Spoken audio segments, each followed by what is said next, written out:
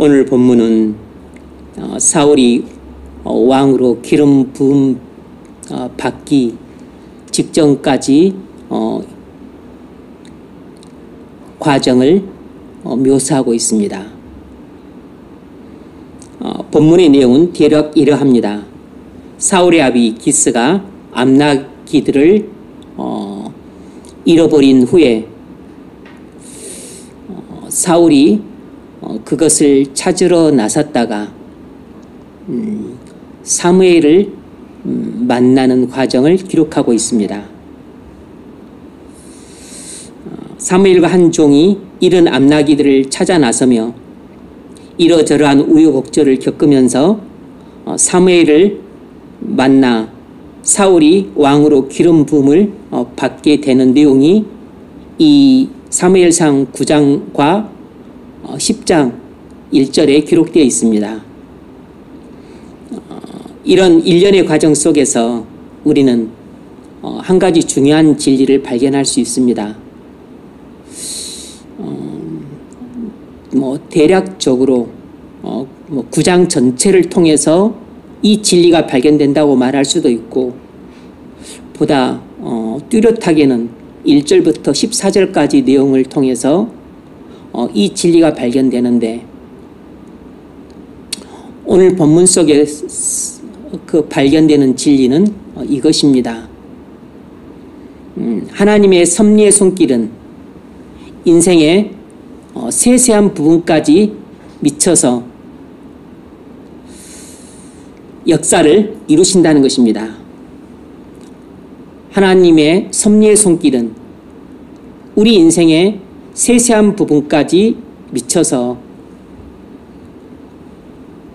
역사를 이루어 가신다는 것입니다. 이 땅에서 진행되는 많은 일들이 비록 우리 눈에는 하찮게 보이더라도 그 이면에는 하나님의 크신 경륜이 내포되어 있습니다. 하나님의 크신 경륜 아래서 일어나지 않는 일들은 이 땅에 단 하나도 없는 것입니다. 비 한 방울 떨어지는 것도, 낙엽 하나 떨어지는 것도, 그리고 미물 하나 태어나고 미물 하나 죽는 것도 모두 다 눈에 보이지 않지만 하나님의 크신 경륜 아래서 일어나고 있는 일들이므로 이 세상에서 일어난 모든 일들은 전부 다 하나도 빠짐없이 하나님의 섭리 아래서 이루어지고 있는 것입니다. 오늘 본문에 기록된 여러 가지 사건들도 하나도 빠짐없이 전부 하나님의 오묘한 섭리가 작용하고 있다는 사실을 알 수 있습니다. 이 하나님의 섭리에 대한 내용이 1절부터 14절까지 해서 아주 뚜렷하게 기록되어 있는데, 오늘은 5절까지를 통해서 두 가지 사실만 조명해 보려고 합니다. 우리 1절부터 5절까지 본문 다시 한번 읽겠습니다. 시작.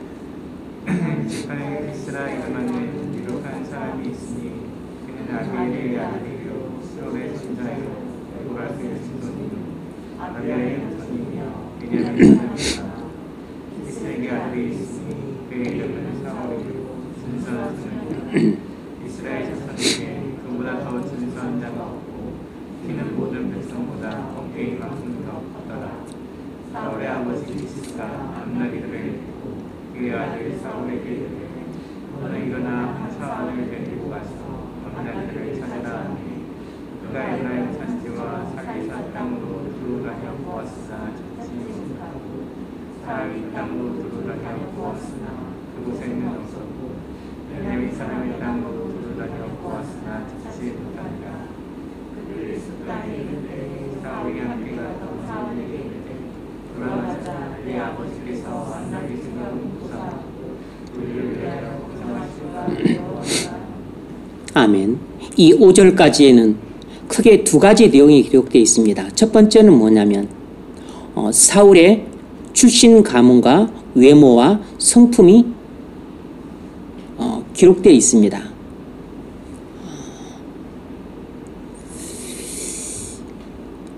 뭘 알 수 있죠? 첫 번째로 이걸 알 수 있습니다. 하나님은 하나님의 목적을 위해서 출신 가문과 그리고 외모와 성품도 섭리하고 계신다는 것입니다.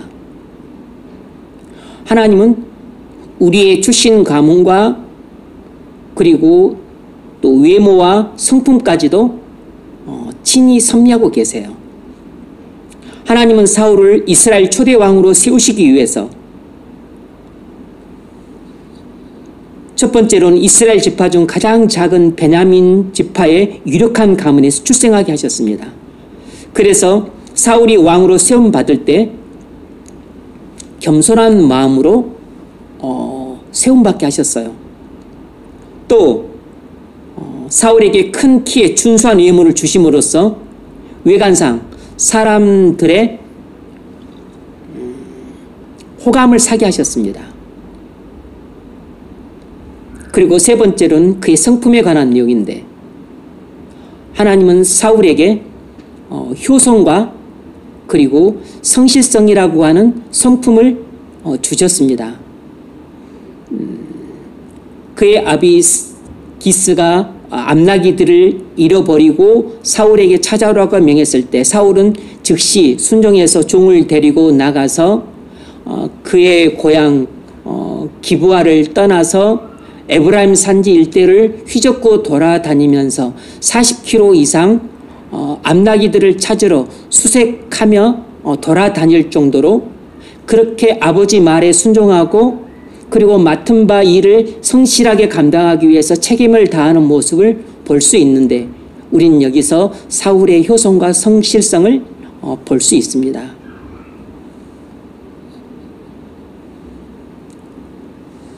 이렇게 하나님은 사울을 왕으로 세우기 위해서 그의 출신 가문과 외모와 그리고 타고난 성품까지도 섭리하고 계신다는 사실을 놓치면 안 됩니다. 하나님이 사울만 그러겠습니까? 하나님은 우리에게도 마찬가지로 우리의 출신 가문과 외모와 성품도 섭리하고 계신다는 사실입니다.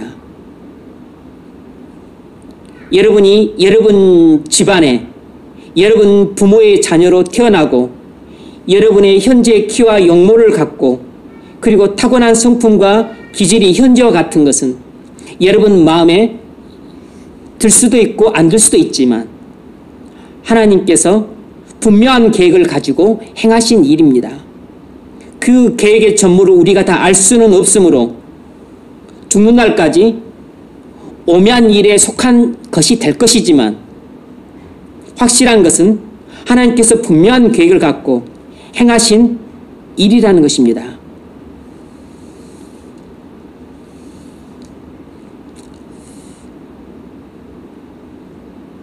여러분의 집안, 여러분의 외모, 여러분의 성품, 여러분의 직장 수준, 여러분의 지적인 수준, 그리고 여러분이 다니는 직장, 어느 것 하나하나가 여러분 마음에 안 드는 것이 있을지라도 하나님이 여러분을 향해 갖고 계신 그 목적을 이루기 위해서 하나님께서 최고로 완벽하게 섭리하고 계시고 있는 것입니다. 그래서 여러분에게 그냥 아무런 직장이나 틱하고 던져주신 게 아니고 그리고 여러분의 지적인 수준도 하나님이 그냥 골라잡기로 다 주신 것이 아니고 여러분이 어떤 집안에서 어떤 부모 밑에서 태어나고 형제간은 어떻게 하실 것인지 이 모든 것을 하나님이 하나하나 세세하게 계획하시고 실행하시고 그리고 여러분의 키, 여러분의 외모 이 모든 것도 하나님이 다 모든 것을 내다보시고 하나하나 계획하셔서 행하신 일들인 것입니다.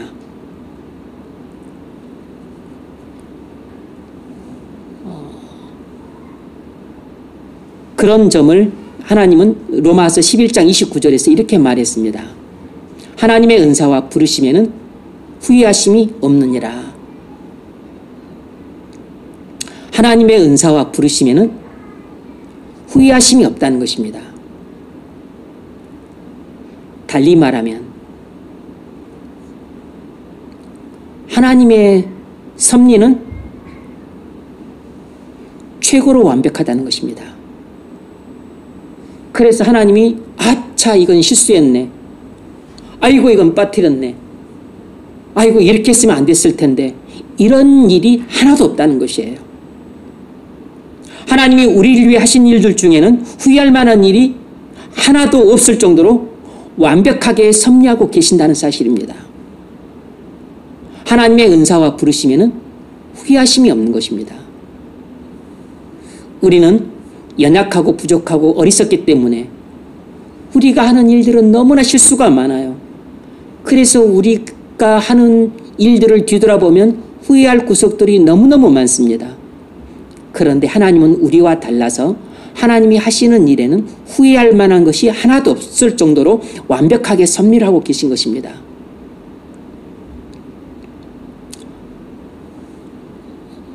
저는 선친이 공무원인 집안에서 태어나서 경제적으로는 뭐 풍족하지도 않고 가난하지도 않고 뭐 그냥 적절하게 살았습니다.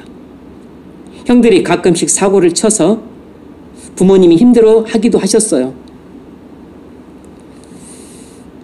그래서 저는 어렸을 때 뭐 경제적으로 어렵거나 또 뭐 부모님이 힘들게 하신 일은 없었지만 가끔씩 형들이 사고를 쳐서 우리 집안은 왜 이런 일이 일어나나 하는 속상한 마음들이 많이 있었습니다.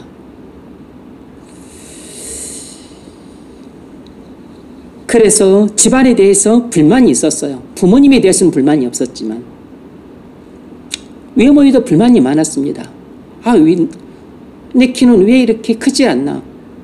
우리 부모님은 다 키가 크셨는데 우리 형들도 다 키가 큰데 왜 나만 이렇게 키가 크지 않을까? 외모에 불만이 무척 컸습니다. 열등감도 많았고 내성적인 성격도 마음에 안 들었습니다. 좀 성격이 쾌활하고 그리고 활달하면 좋을 텐데 왜 나는 내성적일까? 왜 수줍음이 많을까? 영 마음에 안 들었습니다.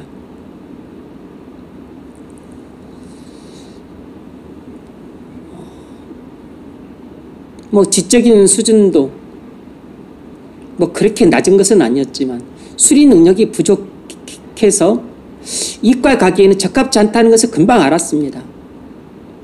또 수학을 잘 못했어요. 경제학을 과를 가고 싶었었는데 경제학과를 갈 수가 없었습니다. 수리 능력이 떨어지니까 공대를 가면 공대 수학을 해야 되고 이과를 상대를 가려면 경제 수학을 해야 되는데 이게 수리 능력이 안 되니까 수리 능력이 뭐 다른 능력에 비해 상대적으로 월등하게 떨어지니까 뭐 제가 갈 길은 그냥 확실했습니다. 그래서 가고 싶은 경제학과를 지원 못했어요.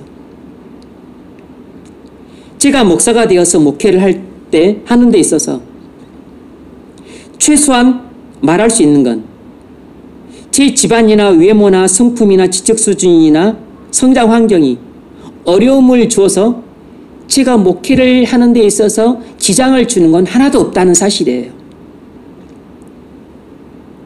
뭐 외모가 그렇게 출중하지 않으니까 뭐 자랑할 게 별로 없습니다. 뭐 내적인 성격은 목회하는데 사실상 도움이 안 될 것 같지만 오히려 도움이 됩니다. 뭐 성격이 오히려 쾌활하고 활달하고 하면은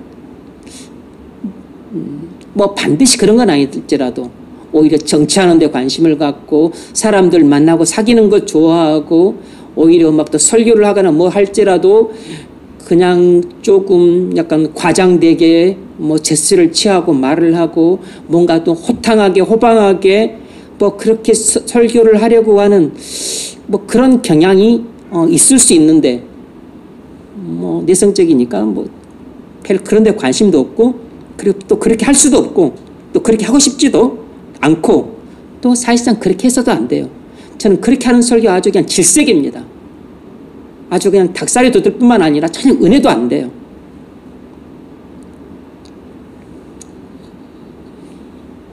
인간적으로 뭘 해보려고 하려고 하는 마음이 생길 법도 한데 뭐 내성적이니까 때로는 인간적인 시도를 오히려 덜하는 측면이 있습니다. 세밀하고 꼼꼼한 성격을 제가 청소년 시절에 무척 안 좋아했습니다. 제 성격과 기질을 무척 싫어했어요. 아주 싫어했습니다.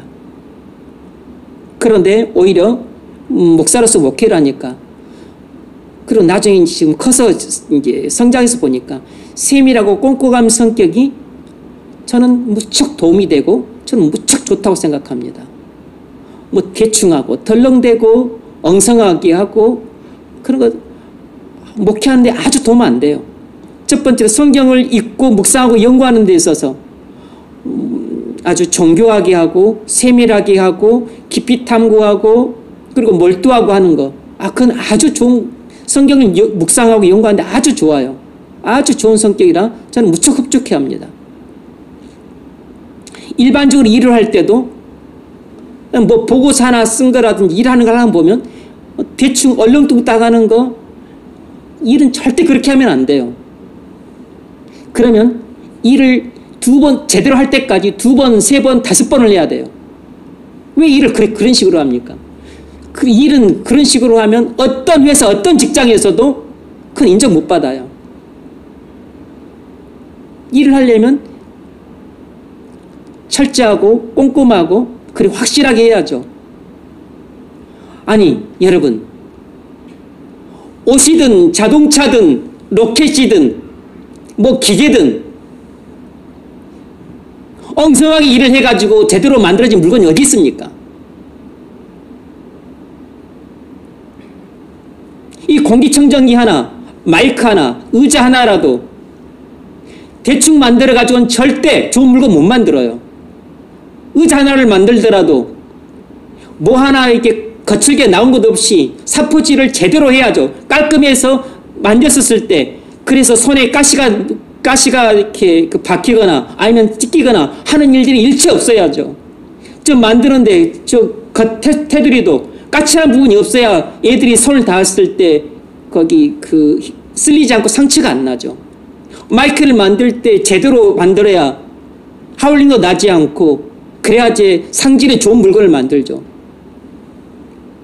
마찬가지로 목회에서 일을 할 때도 당연하고, 그리고 사람을 대할 때도 당연한 것입니다. 세밀하고 꼼꼼하고 정교한 성격이 일반적으로 목회를 할 때도 오히려 유익을 줄 때가 많지 해가 될 때가 많지 않아요.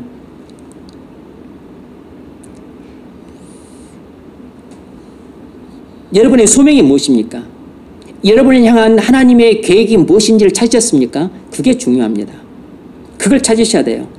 그걸 위해서 하나님께서 여러분에게 맞는 집안에서 나게 하시고, 여러분에게 적합한 외모를 주시고, 여러분에게 적합한 성격을 주시고, 여러분에게 적합한 지적인 수준을 주신 것이에요. 그 소명에 맞는 직장을 주신 것입니다. 여러분을 향하신 하나님의 뜻과 여러분이 태어난 집과 여러분의 지적인 수준과 직장과 성격, 외모가 절대 무관하지 않아요. 하나님이 여러분에게 맡기신 소명을 감당하는데 최고로 완벽하게 섭리하고 계신 것입니다. 그러므로 여러분이 지금 처한 환경에 불만을 품지 마십시오. 여러분이 선천적으로 갖고 태어난 외모와 성격과 기질에 불평하지 마세요. 하나님이 여러분을 위해 하신 일들 중에는 후회할 만한 일이 하나도 없습니다. 그렇게 완벽하게 여러분에게 섭리하고 계세요. 하나님의 은사와 부르심에는 절대로 후회하심이 없는 것입니다. 다시 말하면 하나님의 섭리에는 후회할 만한 일이 아무것도 없어요. 이처럼 하나님의 섭리의 손길은 여러분 인생의 세세한 부분까지 미쳐서 여러분에게 맡기신 소명을 이루게 하시는 것입니다. 여러분에게 맡기신 소명을 이루도록 하기 위해서 우리 각자에게 다른 성장 환경을 주시고 다른 지적인 수준을 주시고 다른 성품과 성격과 기질을 주시고 그리고 다른 직장을 주시고 그리고 다른 요소들을 우리에게 주신 것이에요. 우리는 로봇이 아닙니다. 그리고 우리가 다 똑같은 소명을 갖고 있는 게 아니에요. 두 번째로 이 세상에서 일어나는 모든 일들은 하나님의 섭리 아래 일어난다는 것입니다. 이 세상에서 일어나는 모든 일들은 하나님의 섭리 아래 일어납니다. 사울의 아비가 암나기들을 잃어버린 것은 우연히 일어난 일이 아니라 필연적으로 일어나야만 했던 일이에요. 하나님은 그 일을 통해 사울을 사무엘에게로 인도하고자 섭리하셨던 것입니다. 물론 그 일이 기스의 부주의로 말미암아 일어난 일일 수 있지만 단지 재수가 없어서 일어난 일이 아니라 하나님의 적극적 개입 아래 이루어진 일로서 재앙을 가져오지 않고 오히려 복을 가져왔습니다. 저는 중학생 때부터 행정고시 패스해서 고위 공무원 되는 것이 저의 꿈이었습니다. 형들도 그렇게 하라고 했고 부모님도 그것을 원하셨어요. 그리고 저도 그것을 좋아했습니다. 공무원이 되는 것이 뭐 제 성품이나 기질이나 맞는 것 같고 또 우리 집안뿐만 아니라 또 우리 가문에도 대부분 다 공무원들이 많으셨어요. 교육 공무원도 많고 군인도 있고 대부분 회사원들이고 장사하시거나 사업하시는 분들은 거의 없었습니다.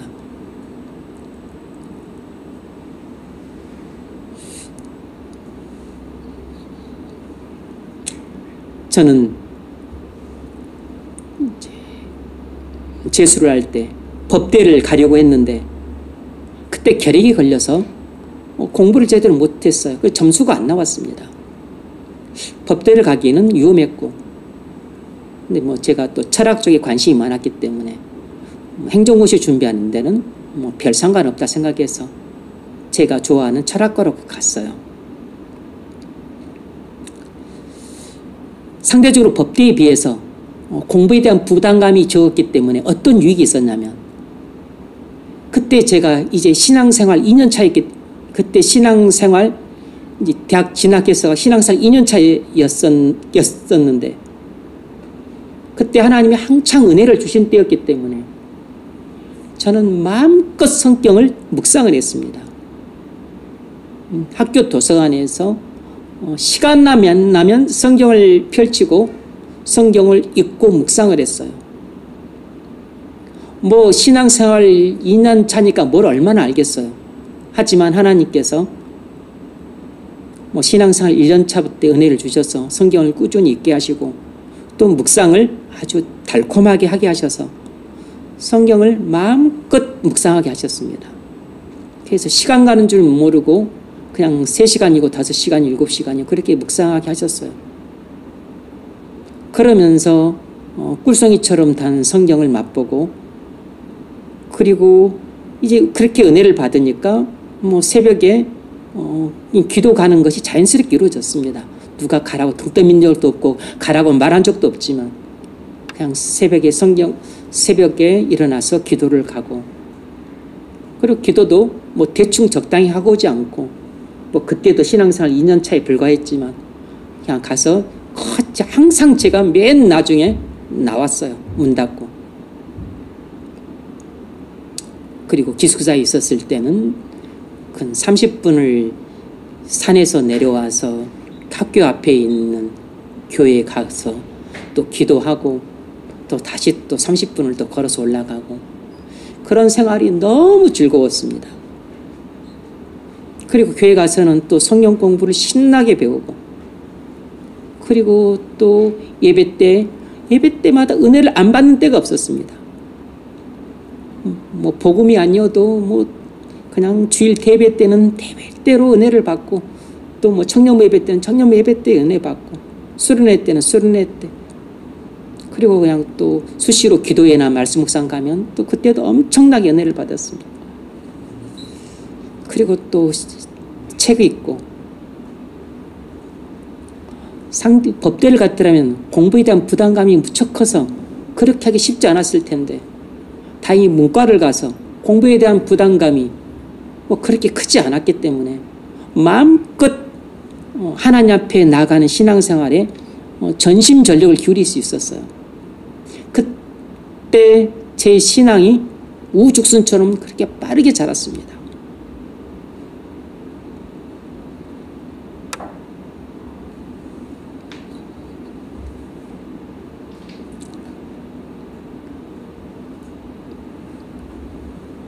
그래서 주님을 만나는데 결정적인 계기가 되었어요.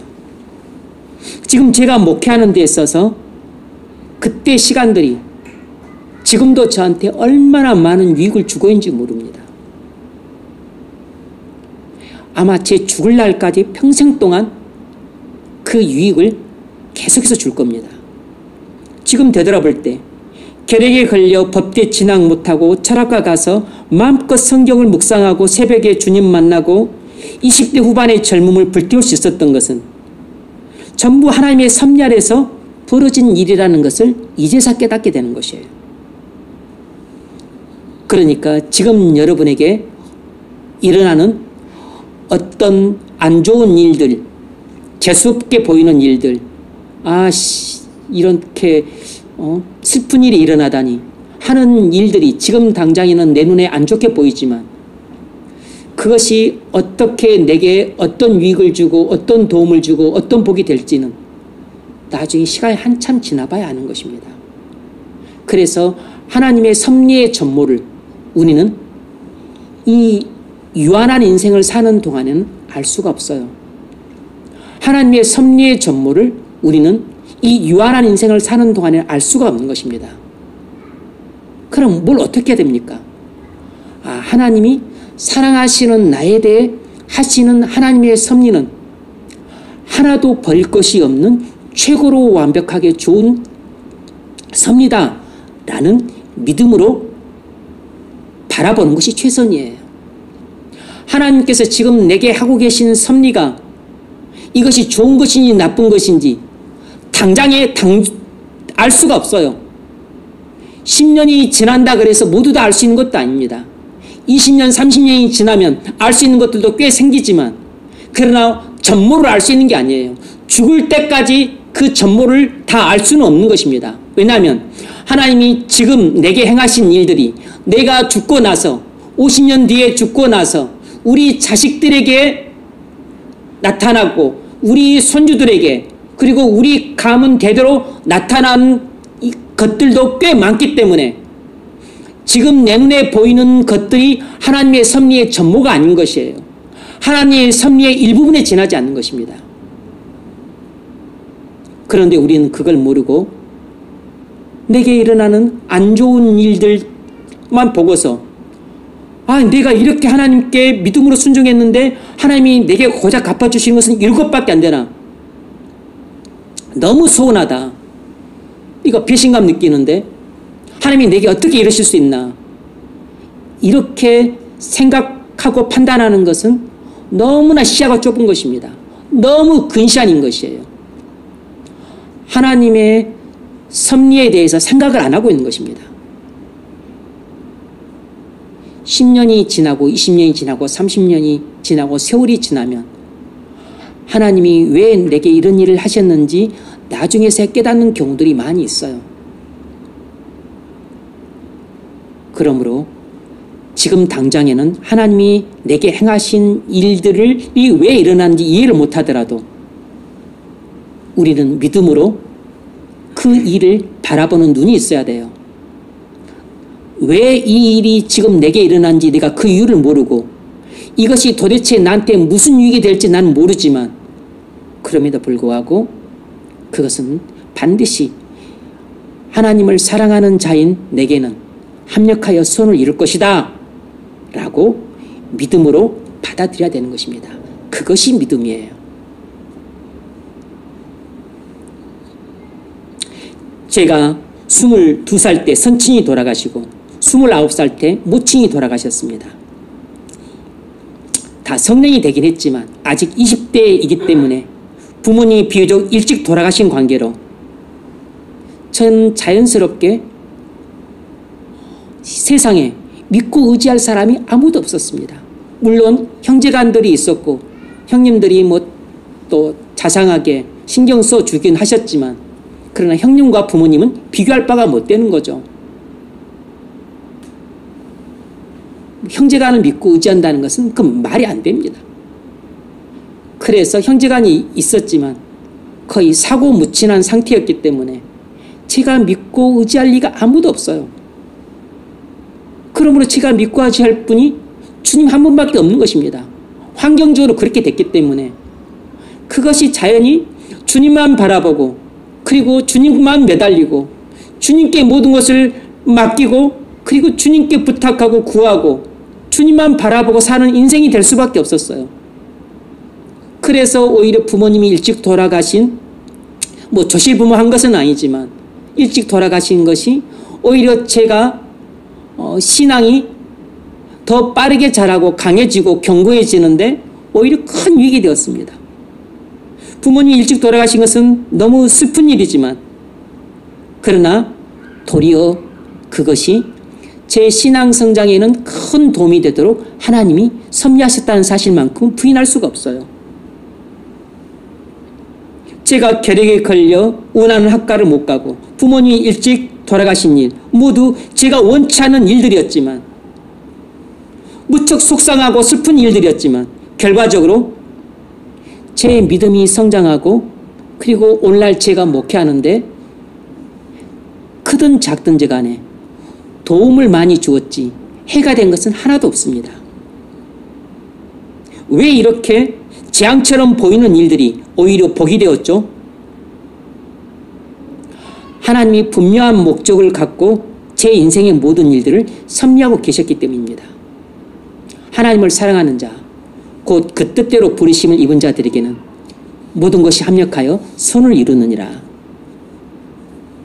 하나님의 섭리란 게 바로 우리에게 크고 작은 일들, 그리고 좋아 보이는 일들, 나빠 보이는 일들, 내가 기뻐하는 일들, 슬퍼하는 일들, 재앙처럼 보이는 일들, 복된 일들, 이 모든 것들이 다 합력해서 하나님은 내게 선이 되도록 섭리하고 계시는 것입니다. 혹시 여러분이 질병으로 고생할지라도 낙심하지 마십시오. 질병 때문에 원하는 일들을 못하게 됐을지라도 재수 더럽게 없다고 불평하지 마세요. 그로 인해서 일정 부분 고생할 수는 있어도 하나님이 실수한 것이 아니라 분명한 목적을 갖고 여러분의 삶을 인도하고 계신다는 것을 믿으십시오. 하나님이 여러분을 사랑하신다는 것을 믿는다면 하나님이 여러분의 인생을 세밀하게 섭리하고 계심을 믿으십시오. 그리고 여러분의 인생을 주님 손에 완전히 안심하고 맡기십시오. 주님은 그걸 원하세요. 마음속에 불안이 있고 늘 초조함이 있고 걱정이 가득하고 그리고 두려움이 산더미처럼 여러분의 가슴을 짓누르고 있다면 여러분은 아직도 하나님의 사랑을 모르고 있기 때문에 하나님의 섭리에 여러분 인생을 의탁하지 못하고 있는 것입니다. 여러분의 인생의 무거운 짐을 여러분 스스로가 떠안고 있기 때문에 늘 걱정이 많고 늘 한숨이고 늘 불안해서 노심초사하는 것입니다. 먹고 사는 건 어떻게 해야 되나? 집 문제는 어떻게 해야 되나? 자식들은 또 어떻게 가르쳐야 되나? 결혼 문제는 또 어떻게 해야 되나? 이것은 또 어떻게 해야 되나? 닥치지도 않은 일들을 가지고 미리 끌어다가 걱정을 하고 있는 것입니다. 그것이 무슨 지혜로운 것이냐? 바보짓을 혼자 하고 있는 것이에요.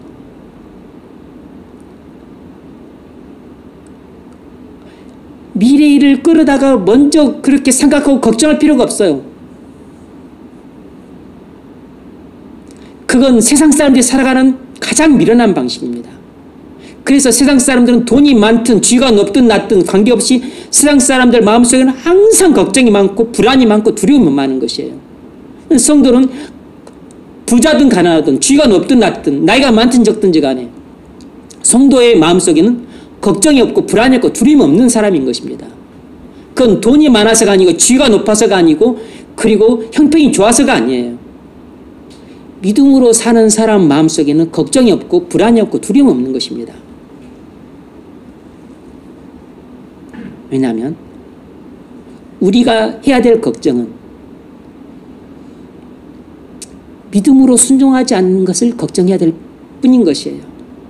우리는 오직 믿음으로 순종하기만 하면 되는 것이고 나머지 우리 인생의 그 성공과 실패, 형통과 번성함, 이것은 하나님이 하실 일입니다.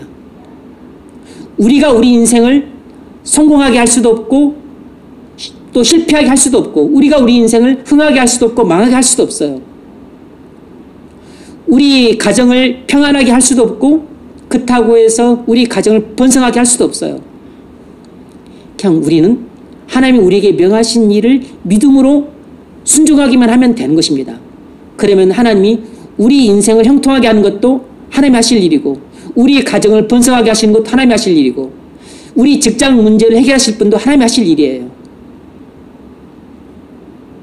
그것이 우리가 우리 인생을 하나님이 보이지 않는 손으로 섭리하고 계신다는 것을 믿음으로 사는 사람인 것입니다. 믿음으로 산다고 하는 것은 하나님의 보이지 않는 섭리의 손길에 우리 인생을 믿고 맡기는 삶인 것이에요.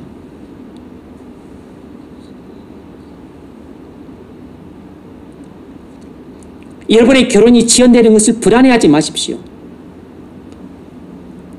걱정이 들기 쉽죠. 좀 불안한 감이 들기 쉬울 겁니다. 이해합니다. 왜 안 그러겠습니까? 인간인데. 그런데 어차피 걱정해봤자 뭐 해소되지도 않고 불안해봤자 해결되는 게 아니에요. 결혼이 지연되는 것이 재앙처럼 보일 수 있지만 재앙이 아니고 사실은 복입니다. 각 사람마다 지연되는 이유가 다르겠지만 하나님이 여러분을 사랑하심으로 여러분 생각과 다르게 그렇게 계획을 세우셔 실행하고 계신 것입니다. 여러분이 하나님의 사랑을 믿는다면 여러분 인생에 대한 하나님의 섭리도 믿으십시오. 하나님이 그리스도를 여러분에게 주시기까지 사랑하신다는 것을 믿는다고 말하면서 왜 여러분에 대해서 하나님이 계획을 갖고 계시고 실행하신 것은 믿질 않는 것입니까? 하나님의 사랑을 믿는 사람은 하나님의 섭리도 믿는 것입니다. 하나님의 사랑의 손길에 여러분을 맡길 수 있다면 하나님의 섭리의 손길에 여러분을 맡기는 것이 당연한 것입니다. 여러분도 아다시피 섭리란 작정의 실행이란 뜻입니다. 섭리의 정의가 작정의 실행이란 뜻이에요. 신학책을 살펴보면 신학책마다 조금씩 다르게 나와 있겠지만 이렇게 간단명료하게 나와 있지는 않습니다. 대부분의 신학책들은 아주 복잡하게 나와 있어요. 제가 참고 삼아서 신학책을 리스펄퍼 신학책을 떠들어 봤는데 뭘 그렇게 복잡하게 정의를 내려놨는지 이건 정의인지 설명인지 모를 정도 정의를 내려놨어. 섭리란 하나님이 모든 것을 하나님이 창조주 하나님이 그 모든 것을 또 협력하시고 통치하시고 또 활동하시고 온갖 말을 써놨는데 읽다가 정의를 다 잊어먹겠어. 아주 그냥 두 줄 빽빽하게 작은 글씨로 써놨는데 섭리는 작정의 실행이란 뜻이에요. 이것이 가장 간명한 정의입니다. 작정이란 계획이란 뜻이에요. 그러니까 섭리란 하나님이 계획하신 것을 그대로 실행하신다는 뜻입니다. 하나님은 계획하신 것을 그대로 실행하실 수 있는 전능하신 분이세요.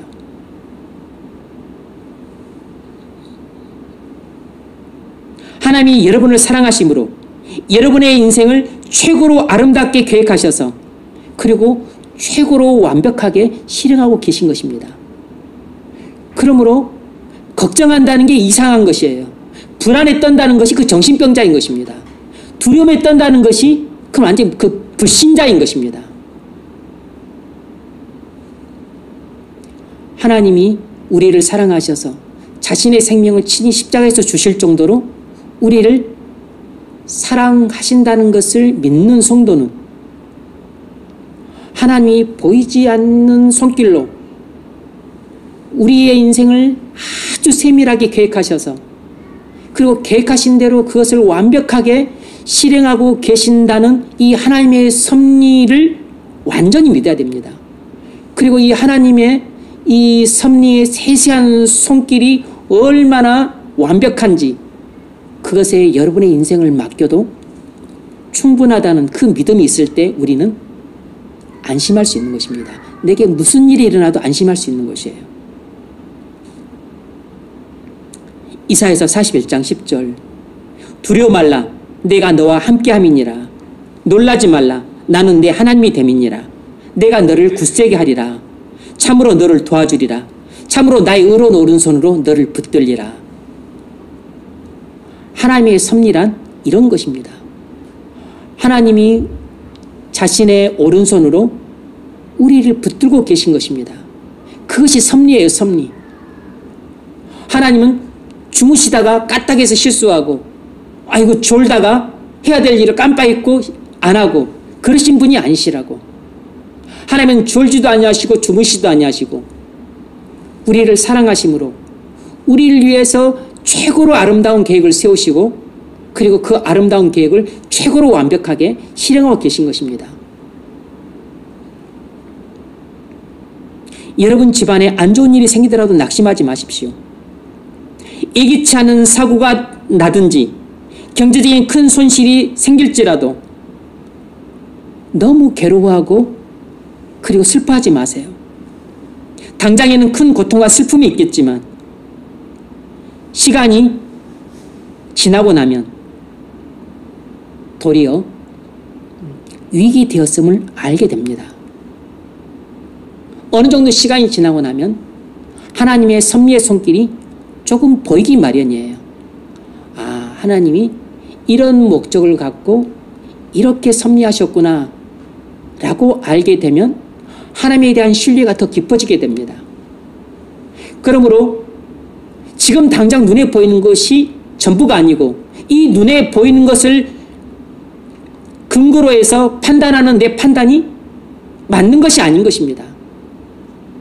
그런데 불신자들은 이 불신을 갖고 있는 사람들은 지금 당장 눈에 보이는 것만을 근거로 해서 하나님의 행사를 판단해요. 아, 하나님이 나를 미워하시는구나. 아, 하나님이 나를 사랑하지 않으시는구나. 하나님이 내게 왜 이렇게 고통과 슬픔을 주시지? 왜 이렇게 나한테는 죄송한 일만 일어나게 하시지? 하나님이 나를 사랑하지 않으시는구나. 난 어떻게 하나님 못 믿겠다. 그래서 하나님을 떠난다든지 하나님을 멀리한다든지 이런 것은 이 사람 마음속에는 하나님의 행사에 대해서 못 믿겠다라고 하고서 하는 것인데 그건 핑계입니다. 본인 불신 때문에 그렇게 하나님의 행사가 믿어지지 못하게 보이는 것이에요. 그러나 사실 본인에게 큰 손실을 주거나 예기치 않는 사고가 일어나게 하거나 아니면 큰 질병을 주거나 큰 고통을 주는 사건이 일어난 것은 양약고구와 같은 것입니다. 지금 당장은 입에는 쓰지만 나중에 몸에 유익이 되는 것처럼 오히려 그 모든 일들이 합력해서 선을 이루어가는 과정 속에서 하나님이 쓴 약을 주신 것인데 그 쓴 약을 한번 줬다고 해서 하나님의 사랑을 의심하고 그리고 하나님의 그 행사가 믿음지 못하다고 말하는 것은 불신인 것이에요. 그래서 본인의 불신 때문에 본인이 시험에 들고 본인이 실족을 하는 것입니다. 하나님은 그리스도를 주어서 구원하시는 자기 백성에게 만 가지 일을 행하되 단 한 가지도 해로운 일은 행하지 않는 것입니다. 우리가 사고가 나서 어려움을 겪을 수 있고, 질병 때문에 고생할 수 있고, 경제적인 손실 때문에 생고생을 할 수 있고, 그리고 우리가 원치 않은 일 때문에 피눈물을 흘릴 수 있어도, 그러나 그 모든 만 가지 일들 중에서 단 한 가지도 하나님은 우리가 미워서 행하신 일이 아무것도 없는 것입니다. 설사 그것이 내가 죄를 지어서 받는 형벌이랄지라도 그것은 사랑의 매지, 그것은 하나님이 나를 저주해서 내리는 심판이 아닌 것이에요.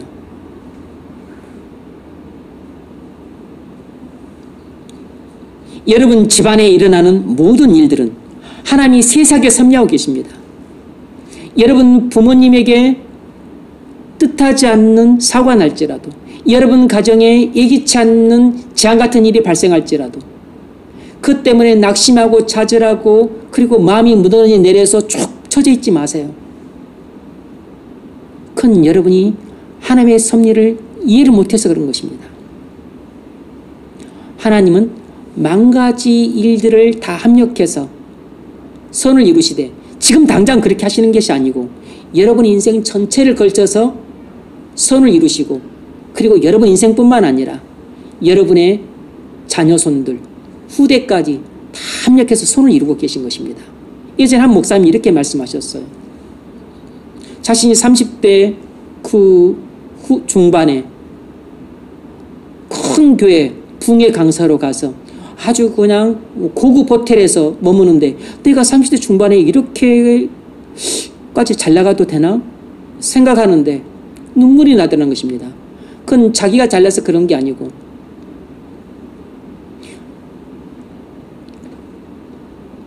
아버지가 목사님이셨는데 아버지가 목회할 때 엄청 고생을 하셨어요. 장애인 때문에 아주 마음고생을 이루 말할 수 없이 했는데, 그것 때문에 어머니가 일찍 돌아가셨어요. 암으로. 그리고 자기 할아버지는 또 순교를 하셨어요. 할아버지도 목사님이신데, 할아버지 목사님이 공산당에서 피 흘려 순교하시고, 자기 아버지도 거의 순교하다시피 하시고, 어머니도 순교하다시피 하시고, 자기는 한 게 아무것도 없는데 자기는 너무나 잘 나가. 많이 배운 것도 아니고 똑똑한 것도 아니고 잘 나갈 이유도 없는데, 할아버지의 순교의 피, 아버지의 엄마의 그 순교의 피, 그 공로를 입어서 하나님이 그 자녀손에게 이렇게 은총을 베풀어 주고 계신 것입니다. 하나님의 사랑이 가득해. 목회가 왜 잘 되는지도 몰라. 이유를 알 수가 없어. 하나님의 섭리인 것이죠. 섭리. 그런데 그것이 할아버지 순교당할 때 그 하나님의 섭리가 전부 다 나타나냐? 아니죠. 아들들이 나타나냐? 아들도 목사였지만 생고생을 했어요. 그 손주대에 나타나고 있는 거죠. 손주대.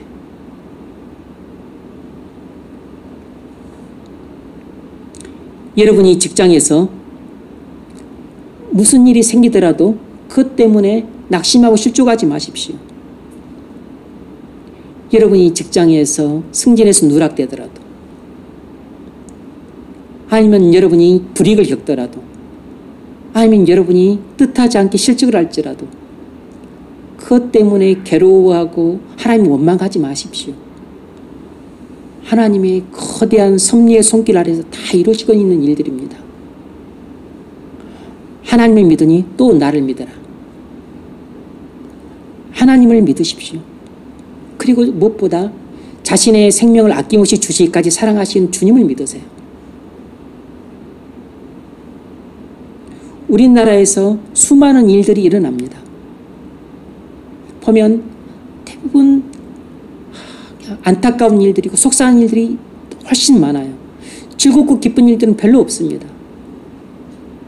뭐 요즘 우리나라 방산 수출이 잘 된다는 거, 뭐 한류가 널리 퍼져서 그래서 다들 한국 문화를 좋아하고 우리나라에 대해서 호감도가 높아지고, 그래서 덕분에 수출도 잘 되고, 뭐 이런 소식들, 뭐 그냥 몇 가지 소식 외에는 대부분은 다 그냥 속상한 소식들이에요. 그러니까 별로 뉴스를 보고 싶지도 않아. 특히 정치권의 뉴스는 거의 다 그냥 마음이 무너지게 하는 누시들 뿐이에요. 그런데 좋은 일만 좋은 것이고 나쁜 일들은 다 나쁜 것이냐? 아닙니다. 하나님이 이 모든 것들을 다 어우러져 가면서 섭리하고 계신 것입니다. 그래서 때로는 우리 가슴을 아프기도 하고 낙심케도 하고 그리고 한숨을 지게도 만들지만 하나님은 이 모든 일들을 합력해 가시면서 우리 성도들에게 유익을 주시는 것입니다. 우리 이 나라에 세워진 교회를 하나님이 섭리하고 계신 것이에요. 교회가 해야 될 바가 무엇인지를 보게 하시고 교회가 깨어있지 않고 잠들어 있으니까 이렇게 우리나라가 따라가서는 안 될 서구의 전철을 밟아가고 있는 것입니다. 예전에는 입에도 담지 못할 그런 말들, 동성애라든지 또 인권이라는 미명 아래에서 무슨 성차별 금지법이라든지 이런 일들이 이렇게 행해지고 있는 것은 교회가 잠들어 있기 때문이에요. 그래서 교회의 이 세속화와 그리고 이 타락에 대한 그 죄에 대한 형벌로서 이런 현상들이 일어나고 있는 것입니다. 하나님의 섭리란 마냥 우리에게 좋은 것만 일어나는 것은 아니에요. 이런 걸 통해서 교회가 자성을 해야 되고 그리고 회개를 해야 됩니다. 그리고 우리가 무엇을 위해서 기도를 해야 될지 우리의 나갈 바를 찾게 되는 것이에요. 세상에서 일어나는 수많은 일들도 전부 다 하나님이 섭리하고 계신 것입니다. 여러분, 코로나가 괜히 발생했겠습니까? 그것이 우연히 중국에서 일어났겠어요? 우리가 모든 그 하나님의 속내를 다 알 수는 없지만 그러나 거긴 다 하나님의 기쁜 뜻이 있는 것입니다. 오묘한 일은 우리 하나님 여호와께 속하였거니와 나타난 일은 영구히 우리와 우리 자손에게 속하였나니 이는 이 모든 일들이 하나님이 행하신 것을 드러내게 하려 하심이라 그랬습니다. 오묘한 일들은 우리 하나님 여호와께 속했기 때문에 당장 우리가 다 알 수 없어요.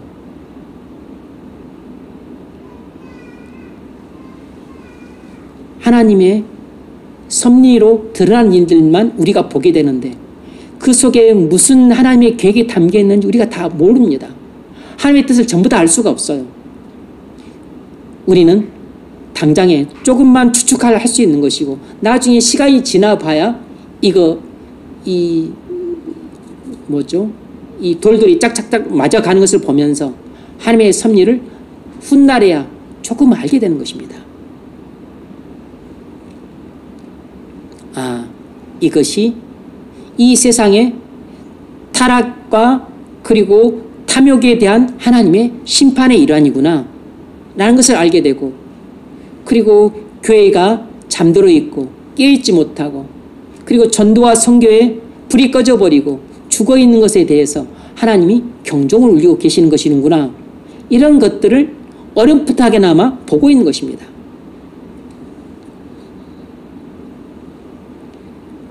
그래서 하나님은 이 모든 일들을 사랑하는 자들에겐 합력하여 손을 이루어가고 계신 것이고 그리고 하나님을 대적하고 미워하는 세상을 향해서는 하나님이 눈에 보이지 않는 손길로 심판하고 계신 것입니다. 이 모든 일들은 이 불신 세상에 대해서는 하나님의 심판의 일환이고 그리고 하나님 백성들에 대해서는 구원의 일환인 것이에요. 오늘날 우리 교회에서 일어나는 크고 작은 일들도 하나님이 섭리하고 계십니다. 물론 여러분 오해하시면 안 됩니다. 여러분 자신의 불순종을 합리화해서는 안 돼요. 여러분의 음란하고 방탕한 생활을 하는 것을 하나님이 아주 적극적으로 섭리하고 계신 게 아닙니다. 그냥 여러분이 그렇게 죄악 가운데 사는 것도 하나님이 막 나서서 막지 않으세요. 내비두십니다. 허용적으로 작정하고 계신 것입니다. 그걸 허용하고 계신 것이라고. 여러분이 불신자가 할 때 때로는 하나님이 그것을 강하게 섭리하셔서 막을 수도 있지만 거의 대부분은 하나님이 내비두십니다. 불신자 결혼해도 여러분 결혼할 수 있어요. 내비두십니다. 여러분이 탐욕을 부리면서 막 안락한 삶을 살려고 애를 써요.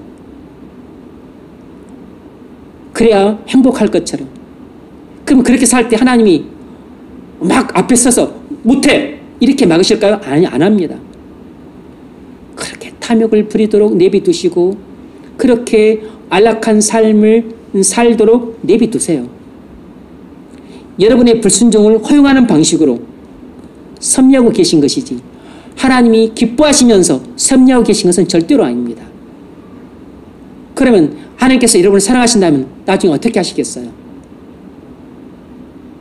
결국엔 여러분이 하나님의 징벌을 받고 그리고 회개하고 돌아오는 방식을 통해서 합력하여 선을 이루시는 것이지 여러분이 잘해서 기뻐서 하나님이 즐거워서 허용하고 계신 것은 아닌 것입니다.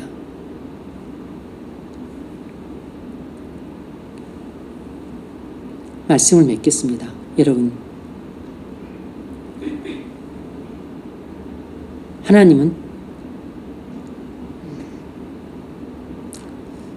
사울에게 섭리하고 계셨어요.